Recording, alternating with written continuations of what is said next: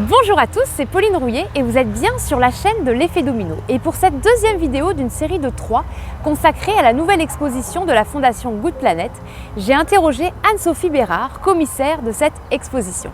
Mais avant de commencer, si vous êtes nouveau sur la chaîne, merci de vous abonner et pour ceux qui le sont déjà, merci pour vos likes et vos commentaires. Vivant est la première exposition d'art contemporain de la Fondation Good Planet qui combine l'aspect artistique, l'expertise scientifique du lieu et l'approche pédagogique. Anne-Sophie a réuni 11 artistes internationaux qui nous rappellent le rôle essentiel que joue la créativité dans le dépassement de notre condition. Elle nous parlera du rôle de l'imagination dans la construction de notre futur. On s'envole tout de suite avec l'œuvre de l'artiste Kayola qui utilise la technologie pour nous questionner sur nos représentations de la nature. C'est parti. Il a développé un logiciel qui a réinterprété durant une vingtaine de minutes tous les éléments de la vidéo, c'est-à-dire les changements infimes de lumière, les bruissements du vent. Toutes ces données imperceptibles qu'ont essayé de saisir les impressionnistes, les cubistes, toute l'histoire de l'art, est ici réinterprétée dans cette vidéo. Donc on parle d'une vidéo qui est éminemment figurative, réaliste, pour arriver jusqu'à un tableau abstrait. Ce qu'on trouvait particulièrement intéressant ici, c'était de faire l'éloge de ce qui nous échappe. Si on accepte l'idée que l'on ne voit pas la nature et que la plupart de ce qui la constitue nous échappe, alors obligatoirement on enclenche un nouvel mécanisme. C'est-à-dire que quand on marche sur l'herbe, on comprend que dans l'herbe se contient l'origine de la vie. On comprend qu'un arbre, c'est tout un rhizome de champignons. On comprend toute cette dimension qui nous replace à un statut plus responsable. Là, on est dans la dernière salle et finalement, c'est la salle de l'action et c'est ce qui est ce qui est plus difficile finalement. Quel est le message derrière ces oiseaux? Quel est le message, en effet, là, c'est l'oiseau de Veuse, donc c'est un dispositif participatif qu'on a co-conçu avec la scénographe Laure Devenel. C'est une invitation qui est à la fois une invitation à considérer la poésie comme un acte d'engagement, c'est-à-dire que déjà le fait de rêver et d'imaginer, c'est une action à part entière, c'est pas quelque chose de passif. Pour parvenir à faire un pas, il faut d'abord avoir été capable de l'imaginer, ce pas. C'est pour ça qu'on voulait valoriser déjà cet espace-là.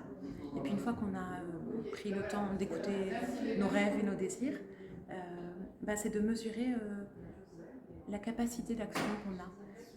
Elle peut être très infime. En fait, ça peut s'agir pour certaines personnes d'avoir une résonance individuelle dans une prise de conscience de sa consommation, dans le développement de certains gestes écologiques.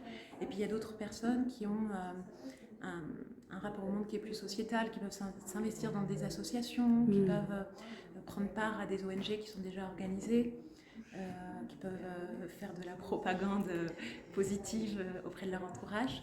Et du coup, pour donner un peu cette floraison de capacité d'action, on a mis en regard une sélection d'une dizaine d'actions que la Fondation Good Planet valorise déjà, qui sont à travers le monde et qui vont être déjà par exemple découvrir le patrimoine naturel que nous avons en France, les espaces de bois, de parcs qui sont fabuleux et qui sont à portée de main, des actions plus humanitaires à l'international. Et puis on valorise aussi les nouvelles pratiques, je pense notamment à celle du réensauvagement. On a pendant pas mal d'années planté des arbres un peu à la chaîne en voulant faire repousser du verre. Et on se rend bien compte qu'en fait c'est à l'antipode de ce qu'est la nature. En fait c'est un geste de production organisé et simplifié. Et du coup, ça ne crée pas la biodiversité. Le réensauvagement, ça consiste à recréer la complexité de la biodiversité. La figure phare de ce geste-là, c'est le photographe Sebastião Salgado. Qui lui a beaucoup contribué avec sa femme au réensauvagement du Brésil. Ils ont replanté 600 hectares de forêt qui n'existaient plus. Et aujourd'hui, on a une faune et une flore qui est complètement revenue. Il y a des jaguars, il y a des oiseaux et c'est une action merveilleuse parce qu'ils y sont vraiment allés à la main. Alors bien sûr, ils avaient la possibilité d'avoir 600 hectares devant eux, mais c'est ce geste d'avoir replanté qui... Ils l'ont fait, quoi. Ils auraient pu ne pas le faire. Ils avaient l'argent, mais ça existe. Et c'est vrai que ça fait partie des actions très très encourageante. La plupart des scientifiques s'accordent à dire qu'on a les 30 décennies à venir vont être les décennies décisives. 30 ans, c'est pas rien, c'est pas beaucoup non plus, mais ça laisse un temps d'action, notamment pour les jeunes générations. Donc cette capacité d'action sur ces 30 années, elle est essentielle. Et en effet, le désir de changer le monde, c'est quelque chose qui, à ma portée très individuelle, me dépasse un peu.